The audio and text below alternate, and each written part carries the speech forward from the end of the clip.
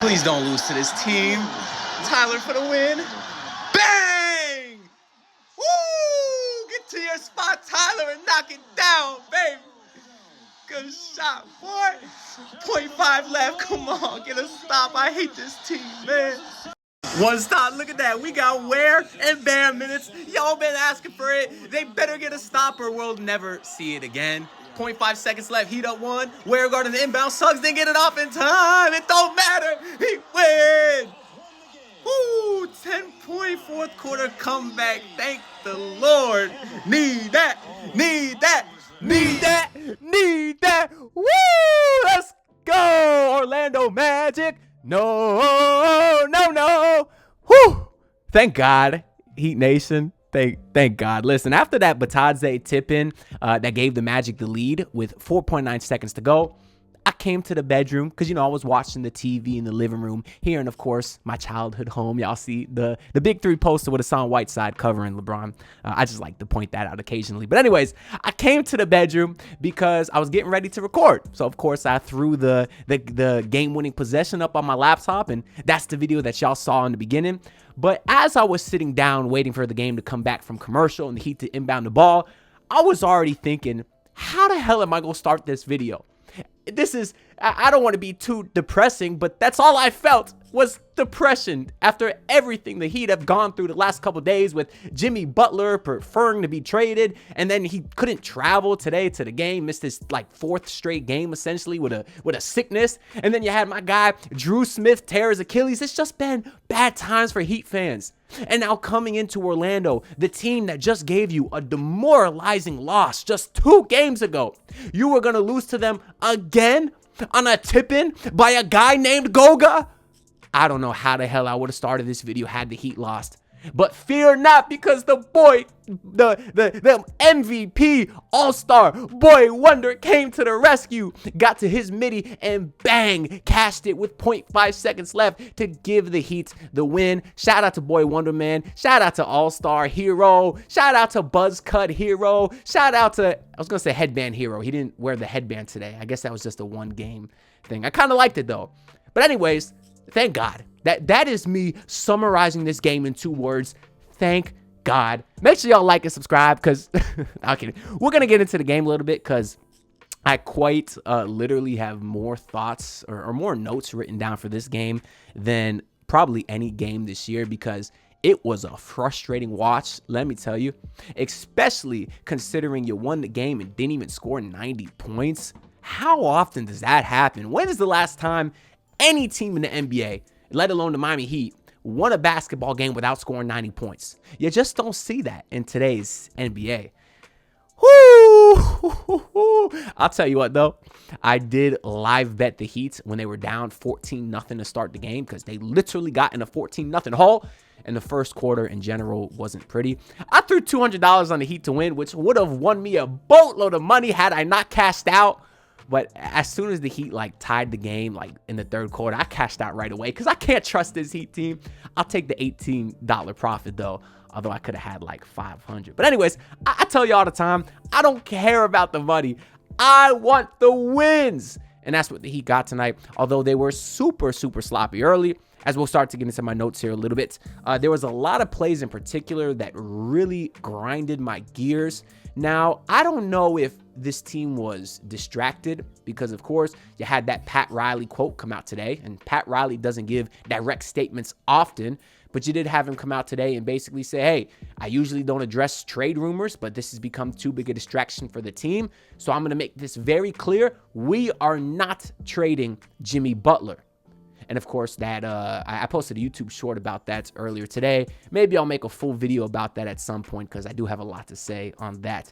But anyways, I really wondered how much of a distraction this is for the team because I've never played professional basketball. Surprising, right? I know. Of course, I've played organized basketball, but I've never dealt with any kind of drama like this. So I don't know if as a teammate, if you're just able to go out there on the court and forget about all the outside noise. I don't know if that's possible. I would think so because these guys are all professionals. They've played basketball all their life. You think they could ignore a lot of what this national media is saying and all these narratives surrounding Jimmy Butler, but Coming into the game, they certainly looked distracted. There was a lot of plays that said as much. There was a play early on where literally there was an easy rebound for the Heat, and Ware and Herro collided with each other. The ball went out of bounds on Ware's foot. There was another play later in the game where the Heat were going down the courts. They literally had Haywood and I think it was like Tyler in the backcourt, and they're just trying to walk the ball up court.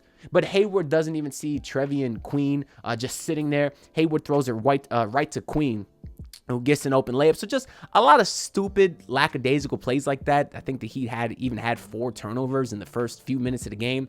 It was terrible basketball. And even John Crotty acknowledged this is not the way you want to start after all the stuff that's been surrounding the team. But either way, after the Heat went down 14-0, they would eventually cut it to 4, but they were down 11 at the half because that second half or the second quarter, I guess, still wasn't all that pretty.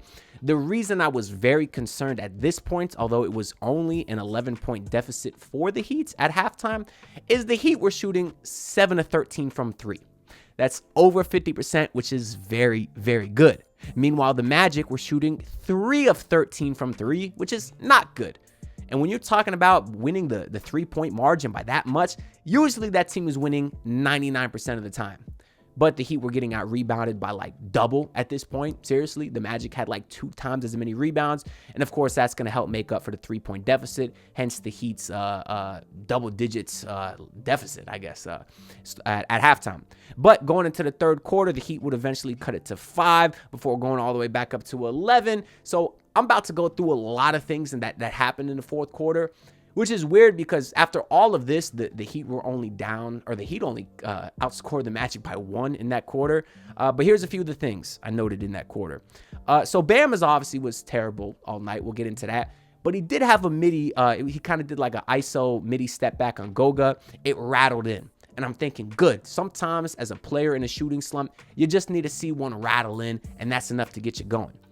But then Bam bricked a wide the hell open 3 the next possession. And then the next possession after that had a decent look at a midi right in his dotted line, super close. And he nearly airballed, barely skimmed the front of the rim. So I don't know what the hell is going on with Bam mentally, but Goga owns him in that department, which is very sad because second straight game versus the Magic where I think Bam got outplayed by Goga. But then you had Nikola Jovic. This was a bit of sad news here. First I noted, I love how he was backing down mismatches. When he had a smaller guy into him, he was using his strength to try to get to the rim. That's step 1. Step 2 is finishing. And he still needs to work on that because the couple of times Jovic had a small guy on him, he would back him down and then just turn it over, which was unfortunate. In the third quarter, the Magic had a lot of great fast breaks, which kind of frustrated me as a Heat fan because the Heat suck in that department. There were so many times the Magic breaks looked so clean, whether it was a lob to Tristan da Silva or a lob to Wendell or Goga or whoever it was. They just run the break so well. I don't know why the Miami Heat can't do that, but they should take some notes because that was very annoying to watch. And then I also did make a note about Terry Rozier because I don't think he was good today, although he did hit some big shots in the fourth quarter. Too many of those herky-jerky looks from him, which really frustrate me. There'll be times where Terry will force himself into the paint, pull up for a midi on 3 people, realize that he has 3 people guarding him, and then instead of passing it out, will try to contort his arms, and that's where I got the term herky-jerky, because he looks like he's all over the place, and he'll force up a weird, terrible, contested floater. I hate that. Please stop that, Terry Rozier. But in the Heat's defense, though, they did have a lot of in and outs in that quarter. Ware had a jump hook. Jovic had a 3. Tyler had a midi. So I feel like they were right on the verge of breaking through this wall. But they had a lot of in and outs, and that's what scared me going into the fourth because they were still down 10. But then you had the savior who goes by Alec Burks, who has been out of the rotation for some reason, but every time he plays is sensational, an absolute microwave. And the Heat would not have won this game without him because to get the Heat's run started, Alec Burks got fouled on a 3, hit all 3 free throws, followed that up by hitting another 3-pointer. That would cut the lead to 4. And then this is when you had the very unfortunate Nikola Jovic play where Jovic would drive the rim hard, got absolutely hammered. How the hell that wasn't called a foul, I don't know. But then Jovic will go on down on the ground, grab his ankle. The Heat said he would be doubtful to return with an ankle injury. So we got to hope everything is okay there, although I am concerned because Jovic has, of course, missed a lot of time this season with the ankle injury. But continuing on from that possession, the Magic will go down the court, and Corey Joseph, of all people, who you would have thought retired 10 years ago if you just didn't see him cook you 2 games ago, but he would hit a monster 3 to sort of stop the Heat bleeding. And then it was the following possession where this time Corey Joseph was involved again, but he was guarding Bam Adebayo in the post. Now you would think, hey, 6'2" Corey Joseph guarding 6'9" Bam Adebayo, that should be a layup, right? No, because Bam Adebayo continues to be terrible at taking advantage of mismatches, and I'm tired of it. Listen, Bam is great at a lot of things, and he's elite on the defensive end. But he's so bad in the post. He's so bad at taking advantage of a mismatch. And when you're already a smaller team and you can't take advantage of the rare times where you have a size advantage on a matchup, oh, that's so frustrating to watch. Because that play where Bam had Corey Joseph on his back resulted in a Terry Rozier fadeaway 3, which he hit, by the way, I will say. But still, that should never happen. That should end in a layup. And Bam's got to work on that, man. That's all I got to say. But then you had what I thought might be considered the play of the game, because the Magic would get a steal and they had a wide open breakaway layup. This time I think it was Corey Joseph again. But Jaime Jaquez Jr., my guy, Jaime Jaquez Jr. would sprint down the court and show his heart. And he would block Corey Joseph at the rim. He would get the ball, come down the court, and then he would splash a 3 in the corner. Yes, his 3rd 3 of the game. Triple Hote with his triple of the game. And boy, that had me hyped, because it really looked like Jaime Jaquez got his confidence back for the first time in a long time. And it was a beautiful thing to see. And that is really where the Heat started to get all of their momentum to finish this game off, because Alec Burks would hit a midi the following play to take the lead. And then I was concerned again, though, even though I was feeling good, because Spo would actually sub out Jaime and replace him with Tyler Herro. So now you had a lineup of Terry Rozier, Alec Burks, Tyler Herro, Haywood Highsmith, and Bam. That's a very small lineup, especially when you're playing against that guy Goga Olajuwon, because that's what he was looking like out there. But anyways, the Heat still played well somehow.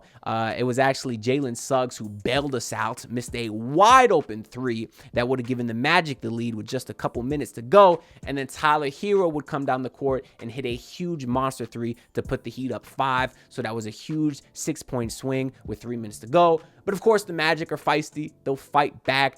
And it was the size that almost came back to kill us, because when the Magic had a 1 possession to go for the win, somehow Eric Spoelstra still has that a small lineup in there to defend in these late games. I don't understand why. Why is Terry Rozier out there on these late game defense possessions? I don't understand it. But the Magic would try to throw a lob to Goga Bitadze. It was broken up by Bam, but somehow Goga still gets his fingertips on it and tips it in. Magic up 1 with 5 seconds to go. And that's when I came in this room, and then what happened. Like I explained at the beginning of this video, everything I just said up until this point is explaining how we got to the Tyler Herro shot. And I'm really glad he got to his midi to knock it down, because Tyler did miss his last 3 game winners this year, I think. And I believe they were all 3-pointers. So I was kind of glad to see him get to his sweet spot, which he said was his mentality on that last shot. I was hoping he would do that. We just saw yesterday Austin Reeves go for a layup for the win. And I like that. You never see that anymore from these guys. They all seem to like to take 30-foot step back 3s for the win. I don't understand it. So it was nice to see Tyler Herro get to his spots there. Let's go through the box score a little bit here. We got Jaime Jaquez, who started his 2nd straight game for Jimmy Butler, and the numbers are sensational. He did get off to a bit of a slow start, but he finished today with 15 points, 4 rebounds, 4 assists, and 5 steals and a block, and an absolute stuff the stat sheet performance. And best of all, he was 3 of 5 from 3. And if you watched him out there, he certainly had his confidence back. Sometimes you just need one game like this to really get you going again. So we'll see what happens next game. Of course, it'll really depend on if Jimmy plays or not, because then that could have a great impact on Jaime's role. But we'll see what happens next game. But for now, very, very happy for Kamehameha. Jaquez, Hayward Highsmith today, after having a few absent games on the offensive end, did hit huge 3 triples today.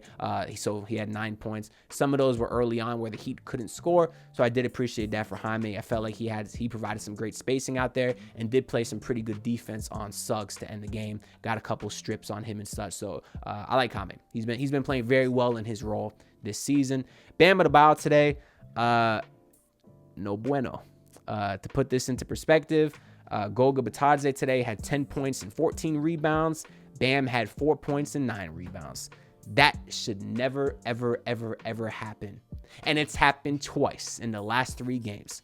That is basically the biggest negative from this game. And Bam played very well last game versus Brooklyn, so I don't want to act like he's been playing bad for a long time now, but it's unfortunate. These games from Bam are too common at this point. If they were once in a while, few and far between, okay. But they're happening too consistently. And when you're having these games without Jimmy out there, Tyler and Bam are supposed to be your guys that stepped up. Well, Tyler did tonight, but not Bam Adebayo. So it's unfortunate. I was a big proponent of never trading Bam Adebayo for anyone, like outside of Luka Doncic, Wemby, or Anthony Edwards. But at this point, I don't know. If Pat Riley does mean his words and is committed to keeping Jimmy on this roster, he's obviously committed to trying to win a championship with him in the next year or two. I don't know if you can do that with Bam getting paid $60 million, because that's what he's getting on this new extension, and he's not a $60 million guy. He is probably the best on the defensive end, which is 50% of the ball. I understand that. But the offense is too close to nothing on too many nights. It's very unfortunate to see. Did have 7 assists, so obviously I don't want to discount that. But when you're 2 of 10 from the field and you got 4 turnovers, 7 assists only means so much. But Duncan Robinson today only played 17 minutes, didn't score. But Tyler Herro today, 20 points, 8 of 17, 3 of 6 from 3. Not super efficient, but again, something he was not able to do in the last game versus the Magic. When the game got close, he could not score. It was the complete opposite today. Had some huge baskets in that fourth quarter, including the game winner. And that is what your star does. That's what your all-star does. Tyler Herro did it tonight. So he continues a great season. Go vote for Tyler Herro to be an all-star. I'll say it every single video. Off the bench, you had Terry Rozier, 14 points, 6 of 14 from the field. So the numbers aren't bad. I would just want him to eliminate some of the stupid shots, but it comes with the territory, because for every couple of dumb shots that Terry takes, he'll hit a big one late once in a while, and he did do that tonight. So they definitely needed him to win. Nikola Jovic today stuffed the stat sheet, 8 points, 4 rebounds, 5 assists, 3 steals. So you love all of that. Played very well offensively to start the game too, when everyone else was kind of struggling, but I hope the ankle is good, man. Like I said last video, he's finally starting to string together really, really great games, consistently, like 5, 6, 7, 8 great games in a row, instead of just the once in a while, which we saw last season. So hopefully he's healthy, because he'll continue to be a pretty big part of this rotation. Only played 23 minutes tonight, but probably would have played, closer to, 30 if he didn't get hurt. So yeah, if he's healthy, he'll keep being a big part of the rotation, because the lineups with him and Khalil Ware, I feel like have been very, very good. And Ware today, 13 minutes, 2 points and an assist. Wasn't too much of a factor on the offensive end, but I like what he provides defensively. There was a one play in particular I remember where Goga got the ball on him, like deep into the paint, tried backing him down and going up for a layup, but Ware is just so big, he occupies so much space that he was able to force Goga to miss. And Ware was like the only person on the entire team today or last game versus the Magic that was able to force Goga to miss. And that's because he's a 7-foot athletic freak playing more than 13 minutes, Spo. That's all I got to say. And then, yeah, maybe the real MVP of this game, Alec Burks, 17.6 rebounds, 4 of 5, 3 of 3 from 3. Really took this game to his hands to start that fourth quarter, led the Heat comeback, and then was able to finish it off. Team high 17 today. Wow, that's incredible, especially since all the starters were negative outside of Jaime Jaquez, who was a +2. You had Burks with a +17. Yeah, it's going to be tough. Well, I guess it might have been tough to get him a lot of minutes. That's why he wasn't playing. But now with Drew Smith out, maybe he's the guy they go to now. I thought it might be a mix of him, Pella, and maybe Jay Rich. But obviously the Heat have some better options than Jay Rich right now. And Pella, he hasn't been able to stay healthy either. But he's also a rookie. But yeah, I guess the Drew Smith signing or a silver lining of that, of his injury, obviously you hope Drew Smith is okay, more importantly than anything. But maybe a silver lining is Alec Burks can become a rotation piece and keep contributing like he did tonight. But anyways, that's all I got to say for this video, man. I feel good. I feel real good. And it's crazy to feel good because they were literally one shot away from me feeling miserable. But anyways, make sure y'all like, comment, and subscribe because I'm on a grind to hit 6K subs. The Heat's next game is on Saturday versus the Atlanta Hawks. I'll definitely come to y'all with a post game then, although the Miami Hurricanes play as well. Probably going to be Cam Ward's last game in the Hurricanes jersey. I say probably because I'm assuming he'll play. If he doesn't play, well then we'll never see him again in the Hurricanes jersey because he's going to be the first pick in the draft. But anyways, make sure y'all check out my last video on Isaiah Stevens. Posted a pretty good breakdown of what I think he can bring to the Heat. Really proud of that video, so go check that out. Other than that, I'll see y'all in the next video. Peace out, y'all. Look, pull up in your city tryna get that dead face. Do it on my own, I don't need no dead weight. Had to kill him off, yeah, I need a head space. You know this homegrown bitch don't offend me.